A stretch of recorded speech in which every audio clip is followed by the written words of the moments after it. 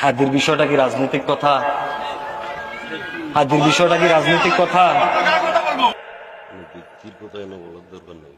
ব্যক্তি বলতে কোরআনের কথা অনেক সমস্যা না, ব্যক্তি বলতে কোন ধরনের ব্যক্তি এটা বলতে হইব না। দিয়ে এইসব রাজনৈতিক কথা না। আজকে এই একটা সমস্যা আমাদের সমাজের ভিতরে আছে। আমরা কোনোদিন সত্য কথা বলতে আওয়াজ করে না কেন, আমরা সত্য কথা বলতে পারি না।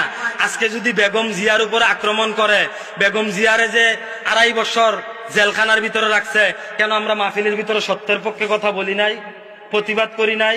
যেইটা সত্য এটা তো আমাকে বলতে হবে। হাদির হত্যা এনে আপনি রাজনীতি পাইলেন কো? আজকে হাদিরে মারছে, কালকে আমনেরে মারবো, 1000 কিছু কম যেত না। এটা কেমন কথা কইলে না এসে আপনি মাঝখান দিয়ে মাহফিলের মাঝে?